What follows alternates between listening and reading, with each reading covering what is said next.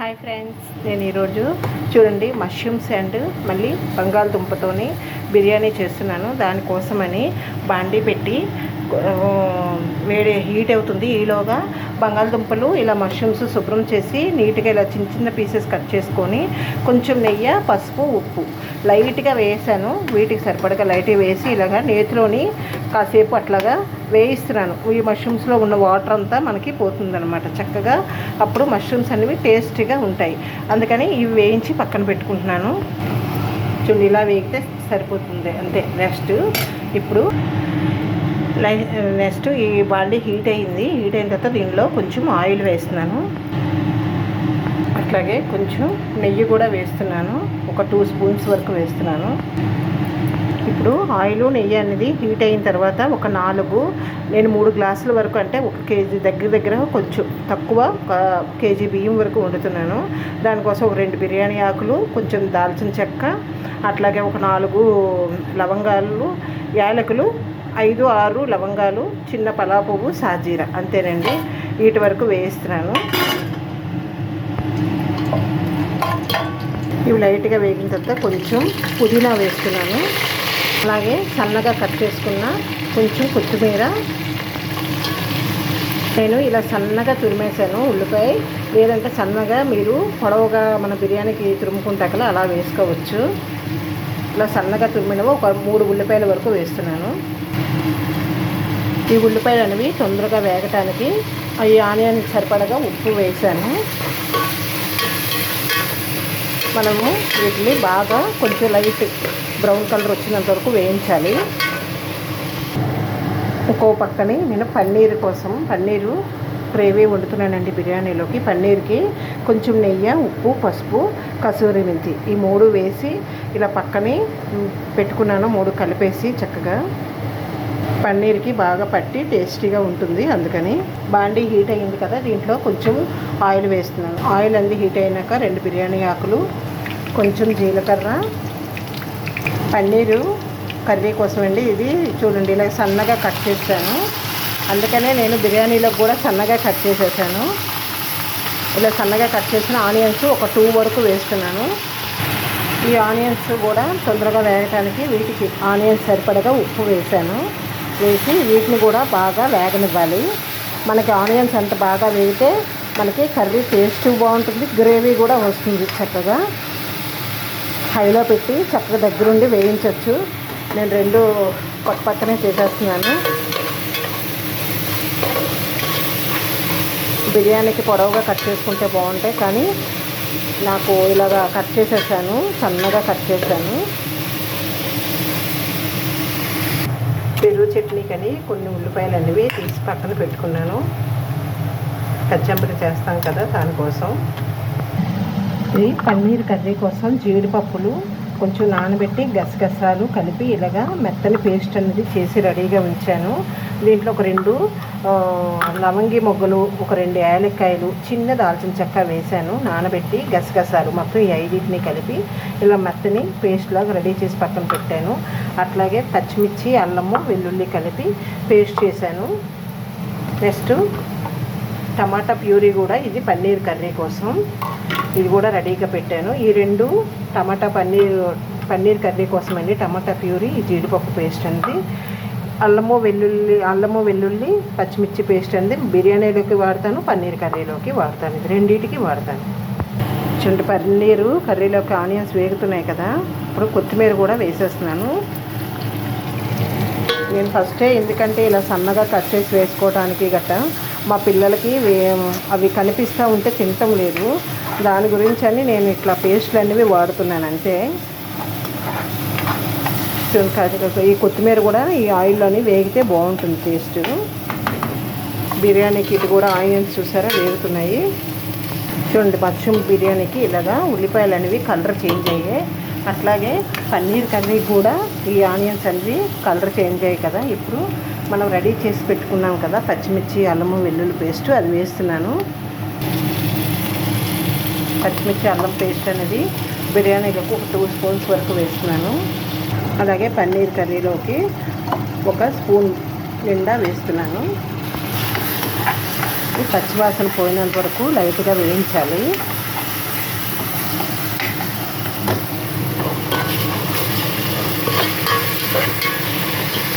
ఇప్పుడు టమాటా ప్యూరీ చేశాను కదా, ఒక్క టమాటా వరకు ప్యూరీ మాత్రమే బిర్యానీలోకి వేస్తున్నాను. ఒక్క టమాటా, అంటే ఎక్కువ వేయక్కర్లేదు, ఒకటి వరకు వేస్తాను లైట్గా. ఒక 2 స్పూన్స్ అనుకోండి టమాటా ప్యూరీ వేస్తున్నాను. అలాగే మిగతాది పన్నీర్ కర్రీలోకి వేసేస్తున్నాను.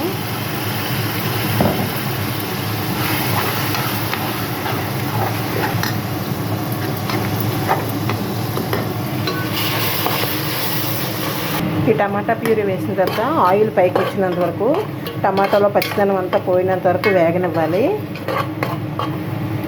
బాగా వేగి ఆయిల్ అనేది పైకి రావాలి. నెక్స్ట్ ఇది కూడా అంతే, పన్నీర్ కర్రీ కూడా అంతేని సేమ్ ఆయిల్ పైకి వచ్చినంత వరకు వేయించాలి. చూడండి, బిర్యానీకి, ఈ మష్రూమ్ బిర్యానీకి టమాటా వేగి లైట్గా ఆయిల్ రిలీజ్ చేస్తుంది కదా. ఇప్పుడు ఈ స్టేజ్లో మనం బంగాళదుంపలు, నెక్స్ట్ ఈ మష్రూమ్స్ అనేవి, ఈ రెండింటిని నేతిలోని లైట్గా ఉప్పు పసుపు వేసి లైట్గా ఇలా వేయించి పక్కన పెట్టాను కదా, ఇవి మొత్తం నెయ్యితో సైతం మొత్తం వేసేయాలి దీంట్లోకి. వేసి బాగా కలిపి కాసేపు మూత పెట్టి ఒక 5 మినిట్స్ మొత్తం ఈ మసాలా అంతా ఈ ముక్కలకు పెట్టి, బంగాళదుంపకు కొంచెం బంగాళదుంప కూడా పట్టుకున్నంత వరకు ఉంచాలి.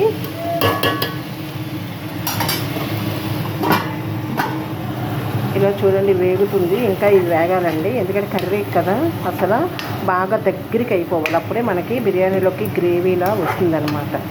చక్కగా ఇంకా వేగాలి ఇది.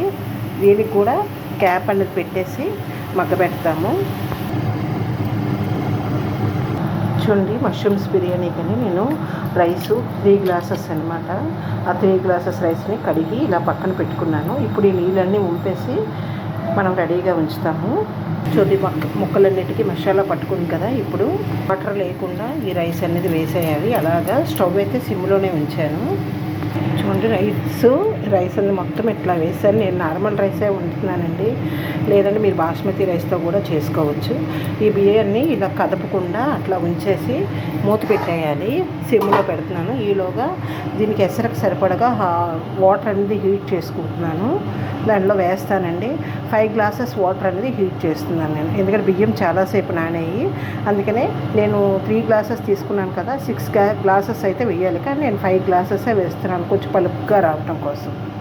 నేను ఈ వాటర్లోనే రైస్కి సరిపడగా సాల్ట్ వేస్తున్నాను, ఎందుకంటే ఇందాక ఆనియన్స్ సరిపడగా వేసాను, మష్రూమ్స్కి మళ్ళీ సపరేట్గా వేసాను కదా. ఓన్లీ రైస్కి సరిపడగా సాల్ట్ అనేది వేసి వాటర్ హీట్ చేస్తున్నాను.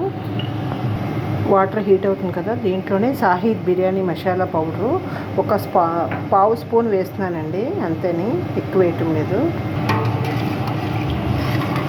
మసాలా ఘాటు కావాలనుకుంటే మరి కొంచెం లైట్గా వేసుకోవచ్చు. నాకైతే లైట్గా కావాలి, అందుకని నేను లైట్గా వేస్తున్నాను. దీంట్లోనే లైట్గా కసూరి మెంతి కూడా వేస్తున్నాను. చూడండి, వాటర్ అనేది హీట్ అయ్యాయి కదా. ఇప్పుడు ఈ రైస్ మనం సిమ్లో పెట్టాం కదా, చూడండి అడుగు వరకు అట్లాగా లైట్గా ఉడుకు, అంటే వాటర్ అంతా దిగుతుంది, బాగానే ఉంది ఇదంతా. ఇప్పుడు ఈ వాటర్లో మనం అన్నీ వేసాం కాబట్టి వాటర్ మొత్తం దీనిలోకి వేసేయాలి.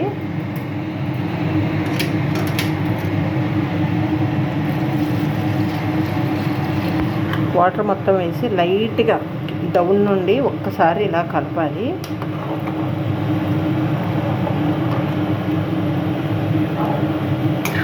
ఇప్పుడు ఫ్లేమ్ని హైలో పెట్టి ఒక 5 మినిట్స్ జస్ట్ వాటర్ కూడా మరి కొంచెం బాయిల్ అయినంత వరకు క్యాప్ పెట్టి ఇలా మగ్గనిద్దాం. చూసారు, ఇలా మష్రూమ్స్ బిర్యానీ ఇలా మసులుతున్నప్పుడు ఒక్కసారి లైట్గా ఒకసారి కదపాలి. కదిపి ఫ్లేమ్ని మీడియంలో పెట్టి క్యాప్ పెట్టేయాలి. దగ్గరికి అవుతుంది. దీనిలో పన్నీర్ కర్రీ చూస్తాము. చూడండి, మెత్తగా అయింది, ఎందుకంటే ఇప్పటి వరకు దీన్ని నేను సిమ్లో పెట్టే వేయించాను. చూడండి, గ్రేవీ బాగా వస్తుంది. ఇప్పుడు మనం జీడిపప్పు పేస్ట్ పక్కన పెట్టుకున్నాం కదా, అది మొత్తం వేసేయాలి.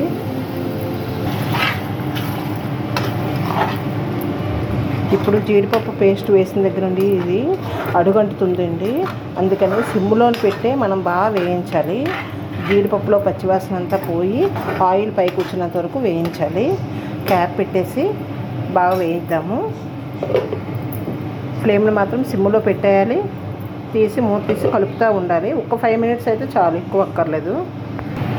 చూడండి ఇలా లైట్గా వేగుతున్నప్పుడు అడుగంటనివ్వకుండా చూసుకోవాలి. ఇప్పుడు ఈ కర్రీకి సరిపడగా ఆల్రెడీ మనం పన్నీర్లో వేసాము, కొంచెం పసుపు, ఉప్పు గట్ట ఆనియన్స్కి వేసాం కాబట్టి కారము, గరం మసాలా, పసుపు ఈ 3 వేస్తున్నాను. వేసి బాగా కలపాలి.